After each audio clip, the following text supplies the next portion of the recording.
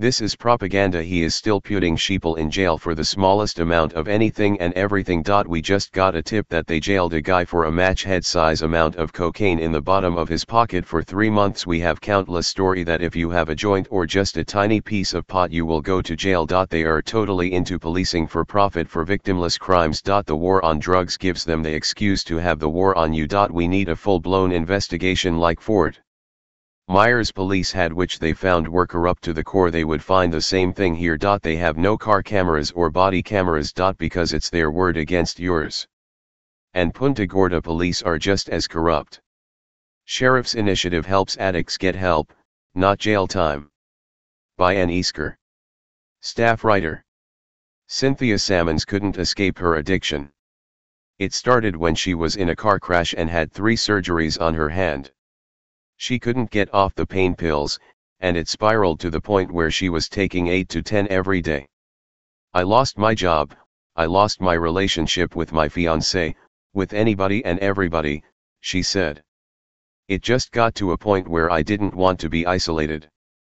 I didn't want to do it anymore. I was trying to control how many I used a day, and I couldn't do it. A friend got Salmons in touch with Lori Ray, a woman who helped start the addiction recovery initiative implemented by Charlotte County Sheriff Bill Prummell last spring. The program allows anyone to call the sheriff's office and give up their drugs, no questions asked. Rather than facing arrest, CCSO takes the person to Charlotte Behavioral Health Care for detoxification. Modeled after an initiative in Massachusetts, no other counties in Florida offer anything like it. I think it's a credit to our sheriff's office that they initiated this program and that they see that incarceration is not the solution, said Vicki Scanlon, CEO of Charlotte Behavioral Health Care. It's a nice and unusual thing to have the sheriff's office as a partner on this type of initiative. Prummell said the program is intended both to help individuals turn their lives around and to prevent crime, as the majority of crimes are committed by people trying to support their drug habit. When I first came into office, I said I'd be very tough on drugs, but I also realize now we're not going to arrest our way out of this problem, Prummell said. We'll focus on the dealers and the users, but we'll also offer them help if they want it. So far, 8 people have utilized the program 14 times. Some people end up calling the sheriff's office and going to CBHC more than once. Addiction is a chronic condition, Scanlon said. Most people don't go into treatment and move ahead and never have another relapse. Calling twice is a sign that a person realizes it's a safe process, which is an important step for the program. Prummell said he hoped the initiative would have kicked off a little faster, but it's partially a trust issue. Many people, hearing they can hand over their drugs and not get arrested, believe it's some sort of trick. To get the word out, the sheriff's office has been working with churches, the NAACP, putting up signs, and giving postcards with the information to people bonding out of jail. Just as important is word of mouth, which is why Salmons recently shared her story in a video on CBHC's Facebook page. Salmons said when she turned over her drugs and was transported to CBHC, she was terrified to walk in the door much more than she'd ever been walking into a scary house in the worst part of town to buy drugs. Participants in the initiative stay at CBHC for 5 to 7 days to detox and come up with a discharge plan that could include a halfway house, outpatient treatment, or participation in a 12-step program. Once you're in there, your head starts to clear, Salmons said. You try to figure out ways when the cravings come to make them go away, ways to get your head away from what your body wants you to have. After getting out of CBHC, Lori Ray helped Salmons get into a 30-day recovery program in Port St. Lucie. Ray operates a foundation called Johnny's Dream, in honor of the son she lost to addiction nearly 3 years ago. The foundation provides funding for people like Salmons to get into recovery programs, which can cost $30,000 to $50,000. Ray said the sheriff's initiative is a great first step, but she'd like to see more facilities and long-term programs in the area. Scanlon said as the initiative grows, CBHC hopes to pursue local and state grants that would allow them to offer expanded services beyond detoxification, but for now, it's a way for individuals to avoid incarceration, which can make recovery much more difficult. While recovery programs for inmates do exist, they can be hard to get into, and once individuals come out of incarceration, they can face a myriad of barriers, such as the need to find a new job or a new place to live. When you add those stressors back as they're coming out of jail, they're at risk of relapse if they've not addressed their addiction issue, Scanlon said. For Sammons, calling the sheriff's office was the first step to sobriety, and she's now been clean for more than 6 months. She has a job she loves and loves spending time with her kids and fiancé, no longer controlled by a tiny pill. Everyone who has this disease has a 100% chance of recovery, she said. There's not too many things you can say that about. The trick is to ask for the help and to shut up and listen when you get it. Email, aeasker@sun-herald.com. Prummell.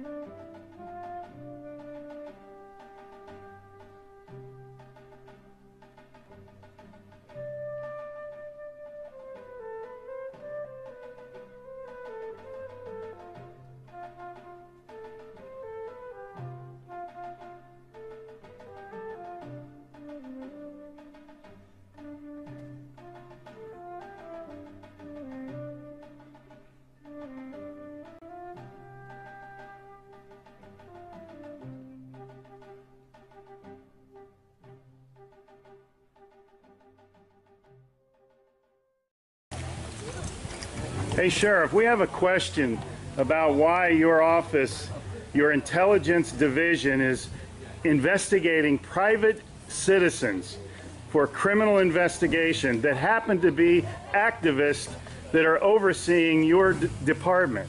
Why would you have your intelligence division investigate private citizens? We have done... For life hating so much.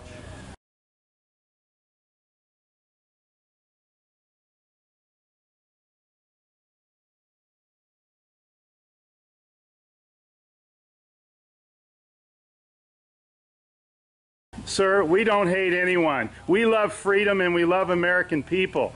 And government is out of control. That's why you're seeing such a revolt nationwide. Why can't you just answer, why is Susan Edwards, your intelligence division, investigating private citizens? This should not happen. Are you here to apply for a job?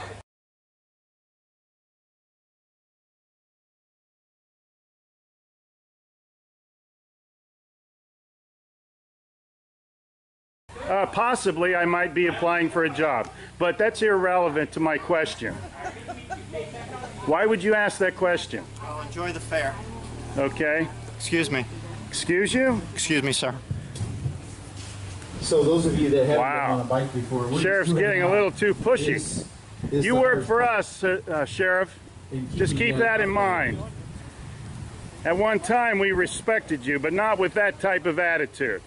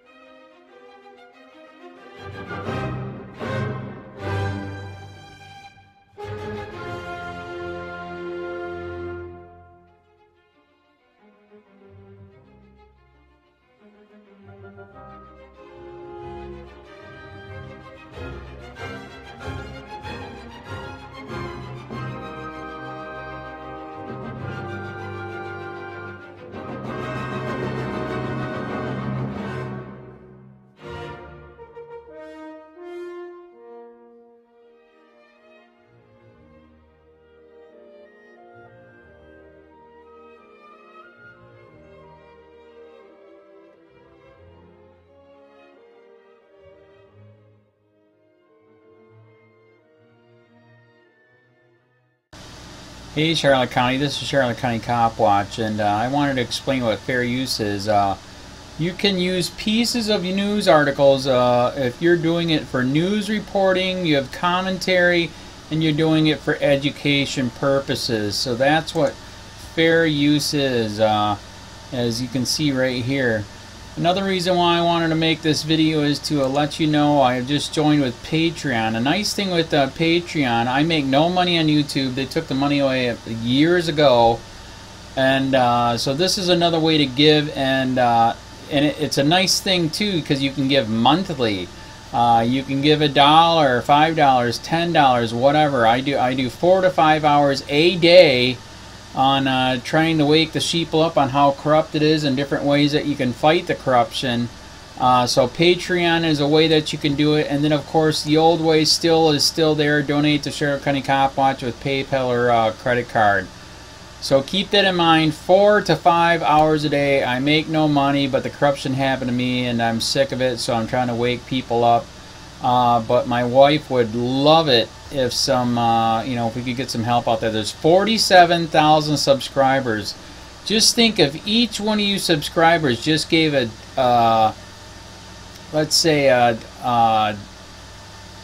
actually, yes, $1 a month. 47,000 subscribers gave $1 a month.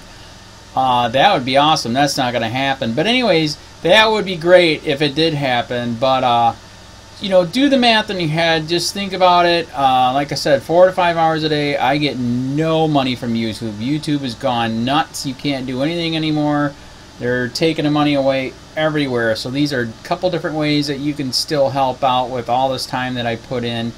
And as you know, I'm in a special situation where, at least I can do it. 4 to 5 hours a day. We have a cleaning company during the day. That's what allows me to do this, and we're debt-free. So this is my hobby. I don't go fishing and all that other crap. I try to save the world.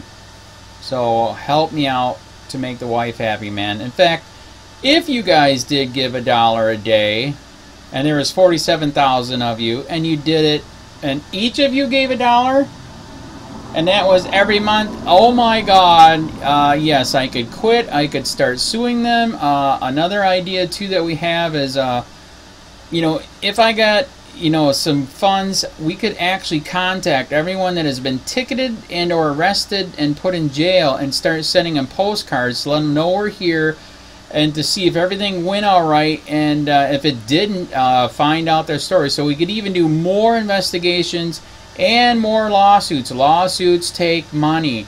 So just think about that. 47,000 of you so far right now. $1 a day. $1 a month on Patreon, or $5 a month Patreon, 10, 20, whatever. Just do the math in your head. Help out. This is a lot of work every single day. Thanks.